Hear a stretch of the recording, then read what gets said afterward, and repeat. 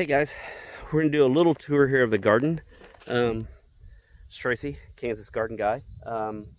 Also, we have got our Facebook page up now. It is Summer Pick Farms. You can find us at Summer Pick Farms. It's actually the official name of the farm. We've been working with the state and with the USDA to get any kind of licenses or permits that we need so we can sell at farmers markets and also sell to the public and sell to maybe restaurants and B&Bs and stuff like that. But anyway, that's a whole nother video. But I'm gonna go ahead and flip this around because you didn't come here to look at my ugly mug. You came here to look and see what the garden is looking like this week. So let's check it out. Green beans are growing good, phenomenal. I love these contender bush beans. If you guys have never grown contender bush beans, I highly recommend it. This is the first year we've grown this style of a bean instead of a pole bean.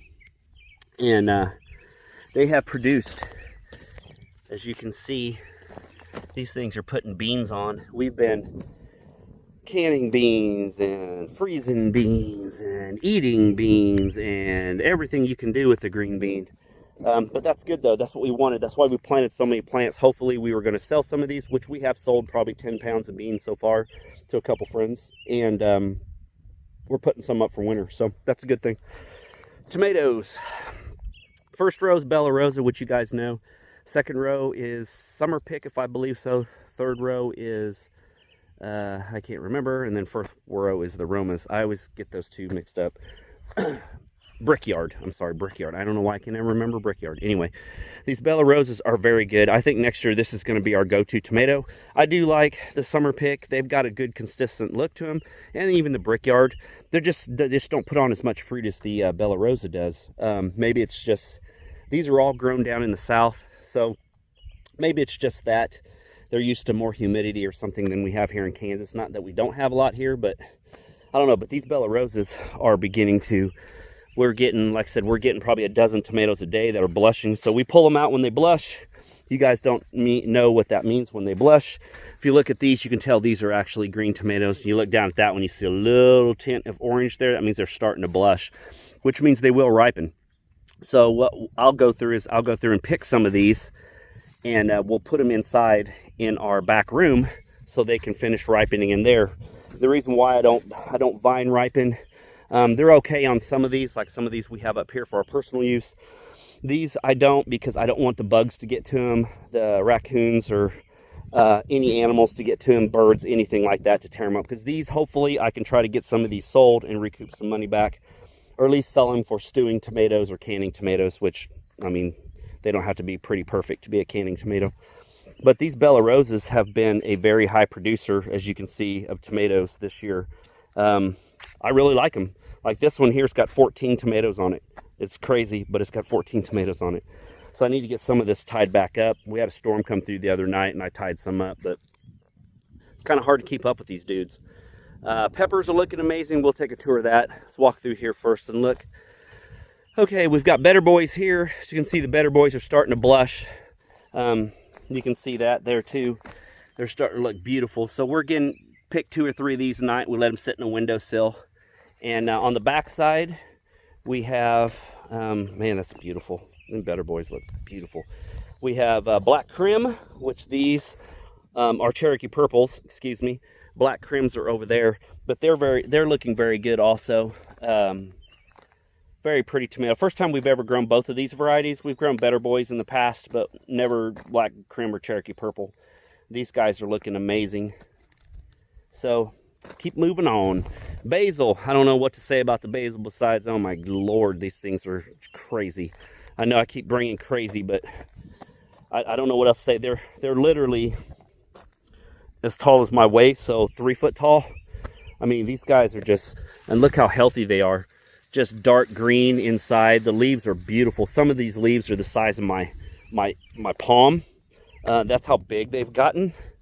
And so hopefully we can get through here, pick some for market, maybe get some sold. Hopefully we grew this much basil because we had a couple people last year ask us about buying basil when we only had a couple plants, and my wife said, well, we don't have enough basil to really sell, so next year we'll grow more. So we grew 30 plants this year and had not had one person, not one person buy anything yet.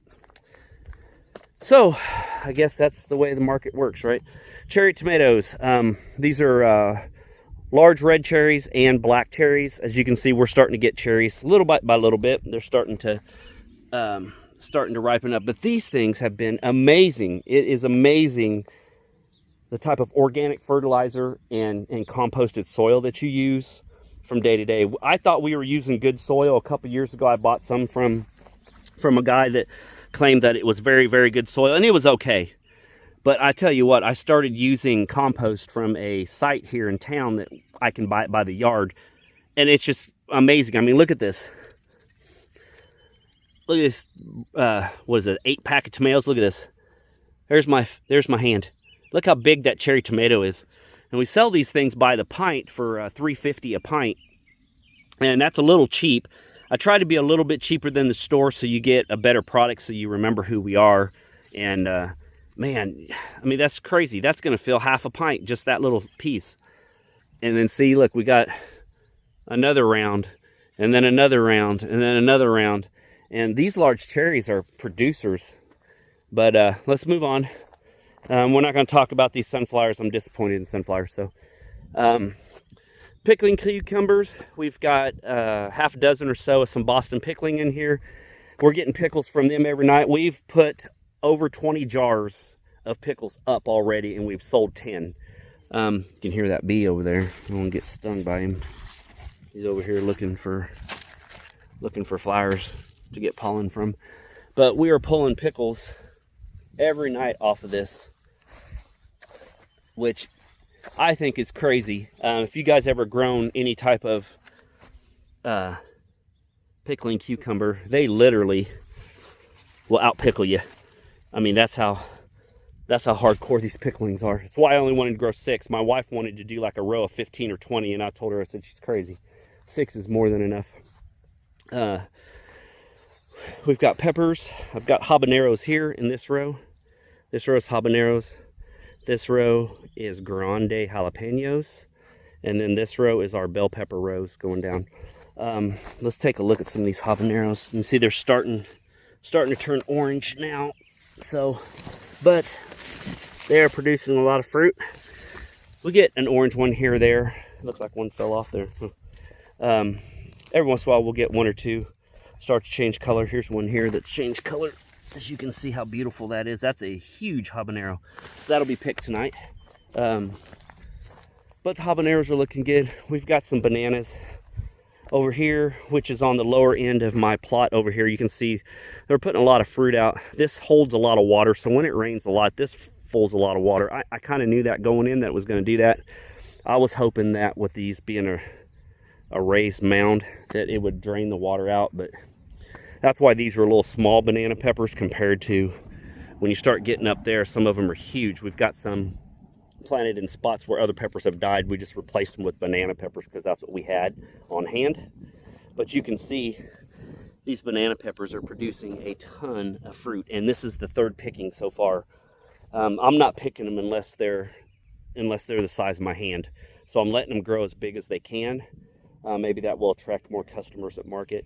The Bueno Mulatas are amazing. I love this. I know you've heard me say it every time I do a video how much I love these peppers, but I love them. The taste of them is phenomenal. The pretty purple flowers are gorgeous. They make your garden look, they make a splash of color, especially in your pepper plants. You get over here, you know, you see some Hungarian hot wax. That's what the bananas are. And then you get our habaneros, are a little orange back there in the background. You get some bell peppers, and you know, jalapenos, of course, are just green, pretty much, unless you let them go. And then you get this kapow splash of purple, which is just killer. I'm going to grow a row of these next year, if anything, just for color. I like eating them. They've got a good flavor. They're hot, but they're not blistering hot. I love hot peppers. Me being Asian descent, we eat hot everything, so I'm used to hot. So jalapenos and stuff like that is like a mild pepper to me. And when I start getting into habaneros and Thai peppers and stuff, that's when I start liking the taste of them. These are actually a good snacking pepper. Me and my son ate a couple of these just standing here in the garden eating them. And they're hot. They're a little spicy, but they've got a good flavor to them. These mini bells, of course, you guys know it's the first year we've grown mini bells, and they're starting to turn colors. I guess they start off as they're green, and then they go orange and red and yellow. And then you pick them when they're this size. I mean, that's how big that's going to get. That's it. So they're kind of cool. Hopefully it'll be kind of cute and market. People will like them, and you could buy 10 of them for $1 and then use them in your dishes. See, they're starting to turn. You got some red and stuff in there.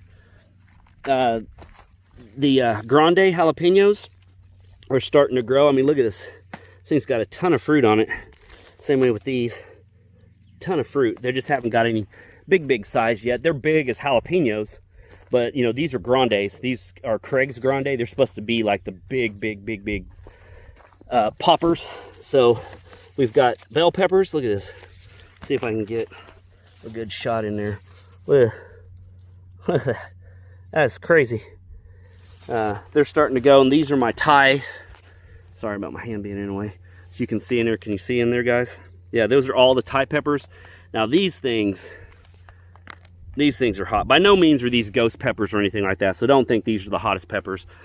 Ghost peppers and scorpions and stuff, that's kind of a gimmick thing where, oh man, I'm man enough to eat a scorpion. You know what? There's a point where you eat a pepper for its flavor and its taste, and then there's a point where you eat a pepper because you're stupid. And eating the hottest thing on earth does not make you a man, does not make you hard, does not make you a hero, does not make you tough. When you actually burn your taste buds to where you can't taste food anymore because of it, that's when it starts getting stupid. Maybe stupid's too harsh of a word. Maybe irresponsible maybe is a word. Anything like that. Thai is about as hot as I go, and they're pretty hot.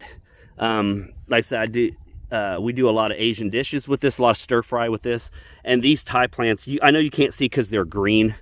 When they start changing colors, you can see them. These things put on hundreds and hundreds of peppers on one plant. I love those Thais. As you can see, some more jalapenos. I mean, they're pretty big, but they're not popper size yet. So I'm gonna let these things go until they become popper size. And then by bananas, I'm letting these things go to get big. Here you go, size of my hand again. Got some more Craig's Grande. These cherry tomatoes, these large cherry tomatoes, they're getting all over the place. This weekend, me and my wife, this is our goal this weekend, is we're going to work on this row.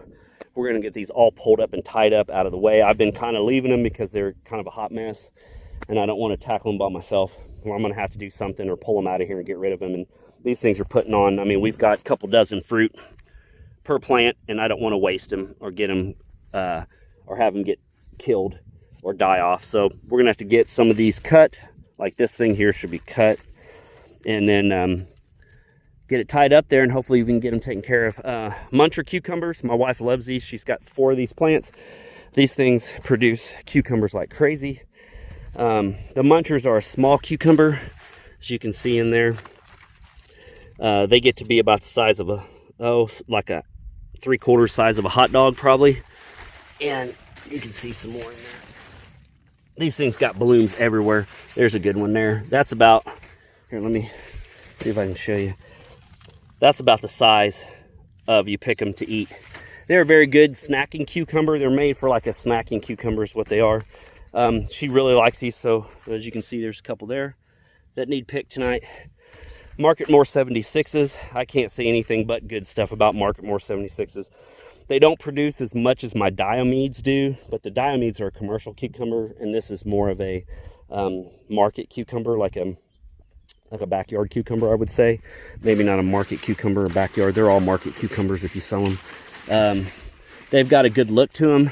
As you can see, can you see that one there? There's one there. There's a couple back there. Very good cucumber, very good tasting cucumber. They almost look like a pickling cucumber because they've got a bunch of, I'm gonna say, like, not warts, but the pickles look to them with the prickly skin on them, I guess you want to say.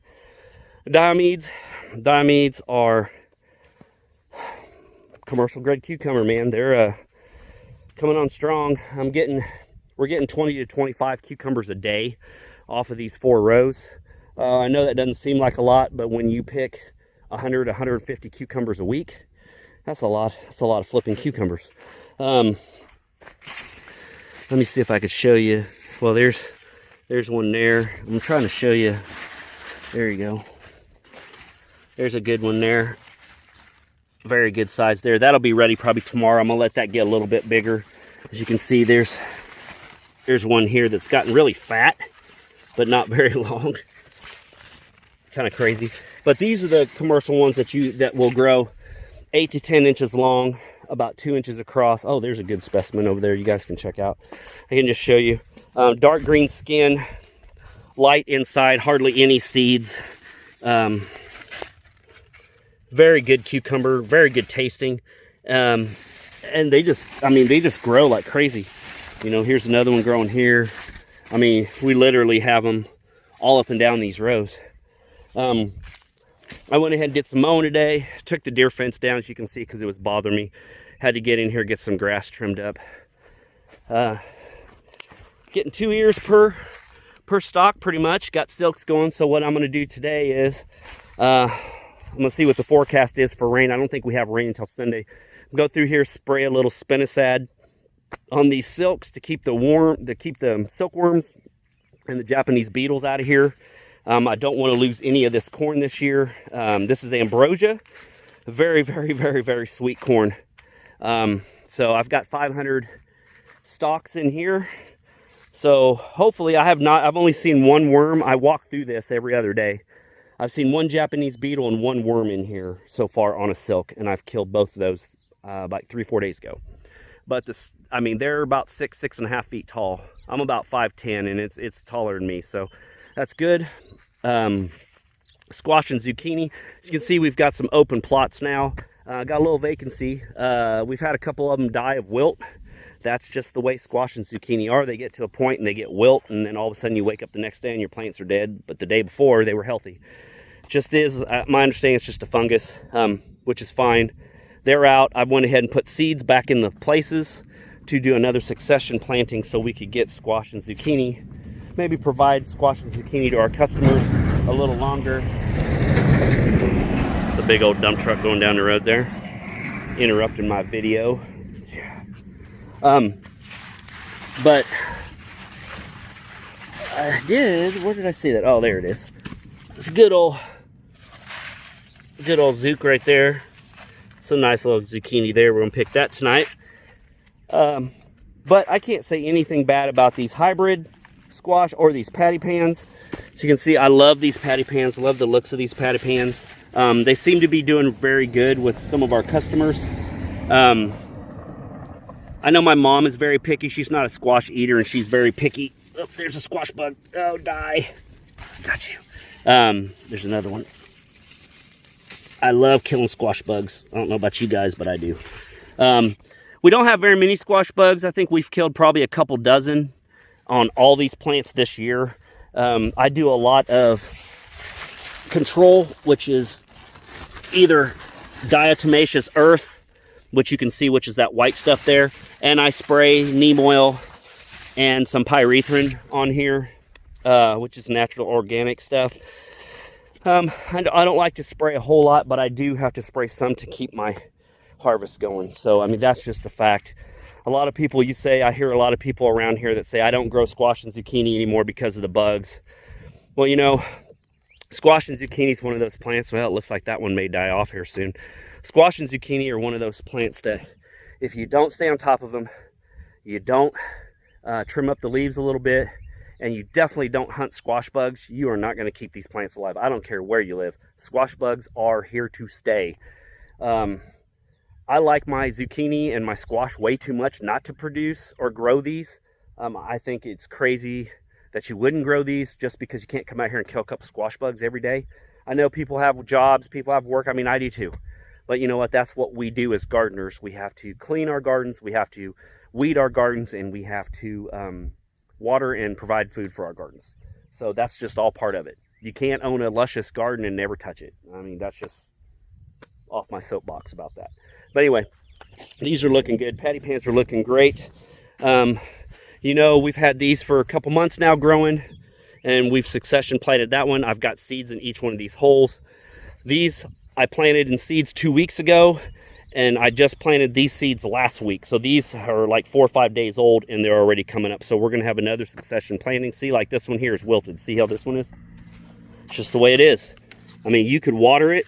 It's just Oh, it broke off at the stalk. But